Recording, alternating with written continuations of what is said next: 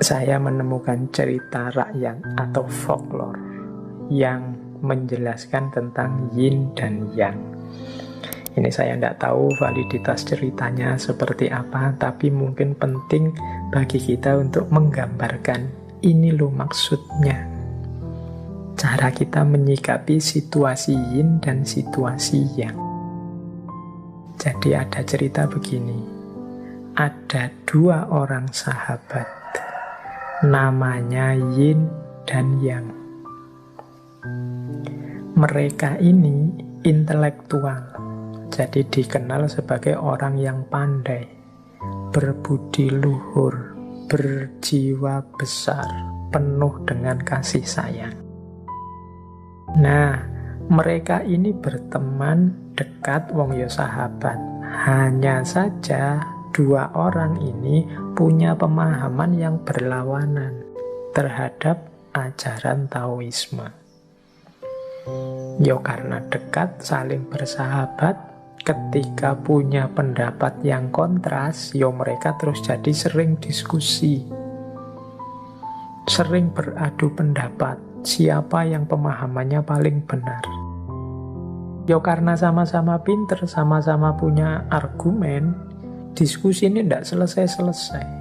Masing-masing kukuh dengan pandangan dan prinsipnya sendiri-sendiri. Sampai dua-duanya sama-sama capek.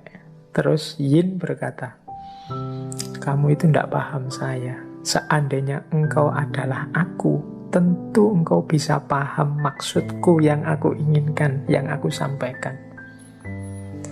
Yang juga terus jawab begitu. Iya, kamu juga tidak ngerti aku sih. Coba kamu jadi aku. Mungkin engkau paham apa yang aku inginkan, apa yang aku maksud. Tapi ya terus gimana ya kita biar bisa bertukar diri. Nah, akhirnya mereka gini aja lah, kita kan tidak bisa yang yin jadi yang jadi yin. Begini saja. Sekarang kita sepakati 40 tahun ke depan engkau fokus mempelajari ajaranku, katanya yin pada yang, dan yang juga jadi yin akan fokus mempelajari ajarannya yang juga fokus mempelajari ajarannya yin. Jadi dibalik. Misalnya yin itu pendapatnya A, maka sekarang yang coba tahun-tahun ke depan fokus mengkaji A saja. Yang juga begitu. Dia fokus mempelajari A-nya yin, yin juga mempelajari B-nya yang. Kalau yang itu misalnya pendapatnya B, jadi saling mempelajari. Ini terus diputuskan 40 tahun ya. 40 tahun mungkin cukup lah. Aku ngerti pendapatmu dan kau ngerti pendapatku. Nah, mereka ini karena sudah sepakat sungguh-sungguh, ya mereka terus belajar mendalam, serius. Selama 40 tahun mereka sungguh-sungguh belajar. Bukan belajar untuk mencari kesalahannya, tapi memang sengaja belajar untuk ngerti maksudnya. Kadang-kadang kan kita kalau sedang ada urusan ingin berdebat atau menjatuhkan pandangan yang lain, kan fokus kita adalah mencari salahnya pendapat yang lawan kita. Tapi ini ndak pakai pola itu, yo belajar apa maksudnya pendapatnya lawannya, yin dan yang ini. Nah, setelah 40 tahun, ini sudah sama-sama tua ini. Mungkin sudah sama-sama sangat kangen. Semula bersahabat, sekarang terpisah 40 tahun untuk mengkaji ajarannya sahabatnya. Nah, begitu 40 tahun, mereka kemudian datang ke tempat yang sudah dijanjikan.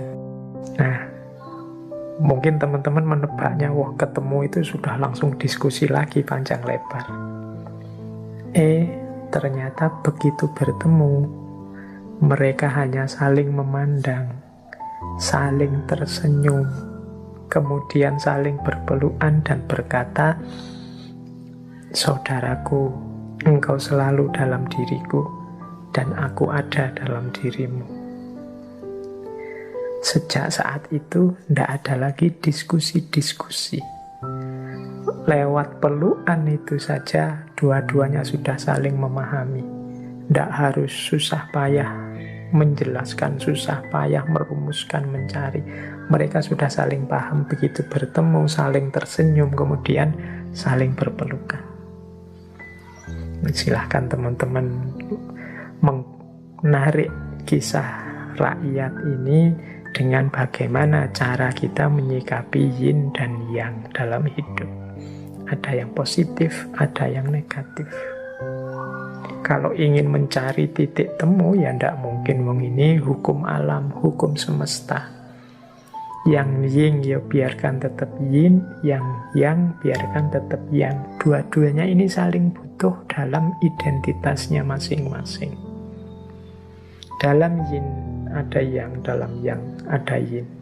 Kalau dipotong yang, maka yin tidak utuh. Kalau dipotong yin, yang juga tidak utuh. Dua-duanya paham sekarang, aku saling butuh. Dunia ini lengkap ketika aku ada dan dia ada. Nah, ini cara kita menyikapi, mudahnya adalah menyikapi perbedaan. Menyikapi kontras-kontras dalam kehidupan. Yang berakhir dengan saling memandang, saling tersenyum, kemudian saling berpelukan. Semoga bisa memudahkan bagaimana cara kita menyikapi yin dan yang dalam kehidupan.